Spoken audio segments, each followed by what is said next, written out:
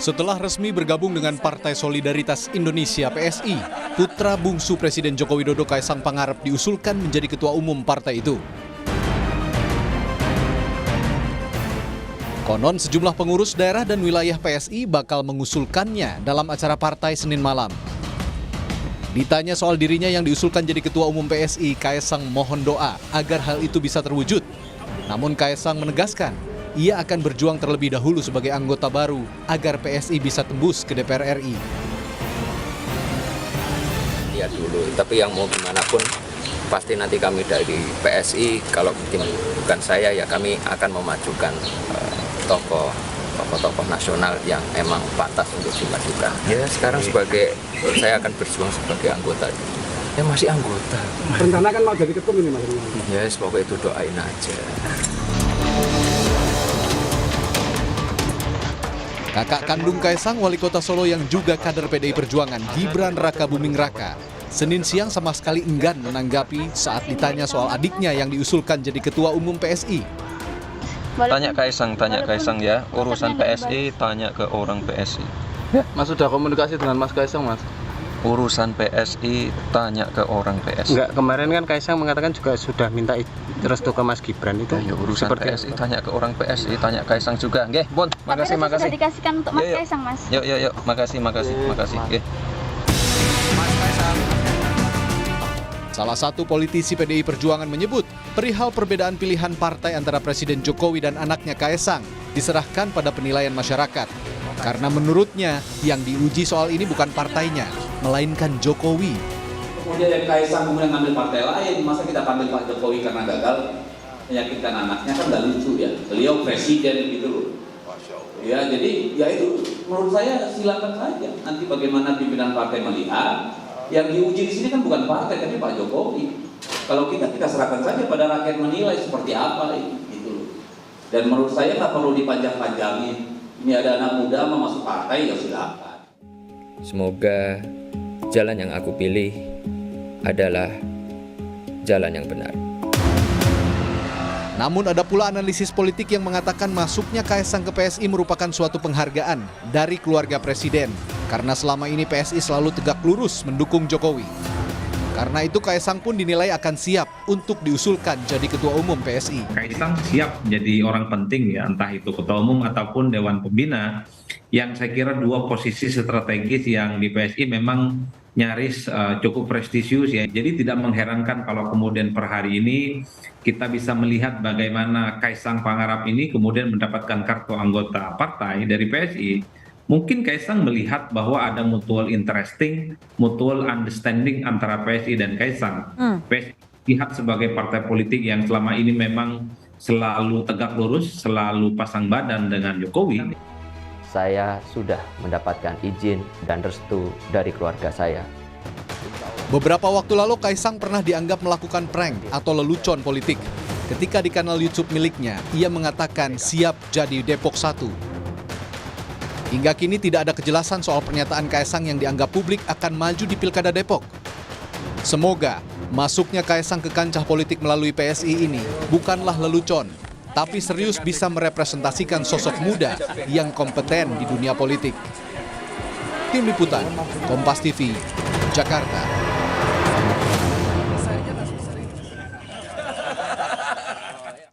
Lalu benarkah Kaesang Pangarep akan ditasbihkan jadi Ketua Umum Partai Solidaritas Indonesia yang baru? Kita akan langsung berbincang dengan Wakil Ketua Dewan Pembina PSI, Grace Natali. Selamat siang Mbak Grace, apa kabar? Selamat siang Mas Ihsan, kabar baik.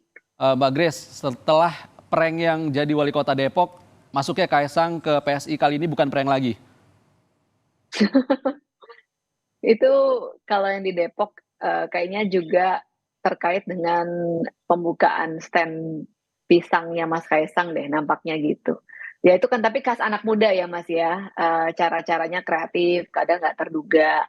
Tapi mungkin di situ Mas Kaesang juga mulai punya pandangan yang lebih serius mempertimbangkan jabatan-jabatan eksekutif mungkin ya. Tapi kan yang ditunjukkan Kaesang selama ini kan selain dia seorang pengusaha, tapi dia juga suka berkelakar seperti itu di media sosial. Sebenarnya apa pandangan politik dan pertimbangan PSI untuk mengusulkan Kaesang jadi ketua umum? Ini aspirasi yang disampaikan oleh teman-teman pengurus dan kita tampung nggak apa-apa di PSI semua aspirasi. Dalam rapat hari ini kami juga akan mendengarkan lebih spesifik masukan dari teman-teman pengurus. Ada yang merasa bahwa Mas Kaisang ini bisa punya gagasan-gagasan baru, terobosan-terobosan baru mungkin yang tidak mainstream politik pada umumnya, dan PSI selalu terbuka dengan gagasan-gagasan seperti itu. Jadi kita ikuti saja prosesnya, Mas. Kami juga sudah mengundang redaksi Kompas, mungkin nanti malam bisa gabung sama-sama kami di acara nanti malam. Nanti kita simak aja seperti apa yang akan disampaikan oleh PSI malam nanti. Tapi ada juga loh Mbak yang menilai kalau masuknya Kaisang ke PSSI ini karena kaderisasi di PSI tidak terlalu berjalan gitu. Kaderisasi di PSI berjalan, kami usianya memang baru 9 tahun, tetapi kami berbangga hati bahwa di usia yang 9 tahun ini kami punya komitmen dan sudah dijalankan untuk melakukan regenerasi. Karena buat apa juga kita hanya rajin melakukan kaderisasi tapi tidak kunjung melakukan regenerasi. Di PSI kami sudah berhasil menelurkan paling tidak sejauh ini ada 2 orang ketua umum, 2 orang sekjen, paling tidak ya, di mana di tempat-tempat lain di partai-partai yang lebih senior bahkan ada yang belum pernah berganti ketua umumnya. Jadi kaderisasi dan regenerasi di PSI berjalan tidak ada hambatan kok Mas Ihsan, insya Allah. Oke, kalau usulan Kaisang jadi ketua umum PSI ini juga disebut-sebut banyak analis politik yang bilang kalau ini untuk melemahkan posisi PDI Perjuangan. Respon Anda seperti apa, Mbak? Saya rasa nggak sampai ke situ ya, Mas. Pemilih Indonesia itu kan ada lebih dari 190 juta orang. Dan cita-cita perjuangan PSI kan jangka panjang. Sempit sekali rasanya kalau hanya untuk menyasar A, B, C gitu ya. Mas Kaisang pribadinya ramah. Kami sudah kenal dengan Mas Kaisang sudah cukup lama dan Mas Kaisang ini banyak sekali interaksinya dengan teman-teman pengurus, dengan anggota legislatif yang dimiliki oleh PSI, antara lain juga melalui podcast-podcastnya. Mungkin dari situ akhirnya timbul titik temu, timbul kenyamanan sehingga memberanikan buat Mas Kaisang memberanikan diri untuk terjun ke dalam politik. Jadi ini sebuah kolaborasi yang saya rasa akan baik nantinya ke depan. Oke. Tapi kan Kaisang anaknya Pak Jokowi yang juga kader PDIP. Apakah ada komunikasi dengan PDIP terkait hal ini? Kalau terkait dengan itu, saya rasa bagian internalnya masing-masing partai ya Mas ya. Kaisang ini kan seorang pribadi yang sudah dewasa, dan berbagai komunikasi ke internal keluarga kah dan sebagainya sudah dilakukan oleh Mas Kaisang sebelumnya. Jadi kami tidak mencampuri ke sana Mas, dan terkait dengan urusan internal partai lain juga kami rasa bukan ranahnya kami ya Mas ya. Karena kita kan tahu ya ada ADART di PDI Perjuangan yang mengatur tidak boleh ada dalam satu keluarga berbeda partai, itu di nomor 25A ADART PDIP. Apakah ini sempat jadi pertimbangan oleh PSI?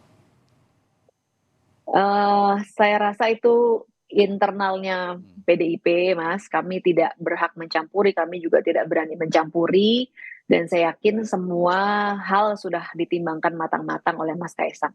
Orangnya udah dewasa, kiprahnya sudah banyak, jadi pasti sudah ada pertimbangan-pertimbangan dari beliau. Segala bentuk komunikasi yang diperlukan, saya yakin juga sudah pasti dilakukan. Begitu. Baik, terima kasih Wakil Ketua Dewan Pembina Partai Solidaritas Indonesia, Grace Natali, sudah berbagi pandangan di Rumah Pemilu hari ini. Terima kasih Mbak Grace.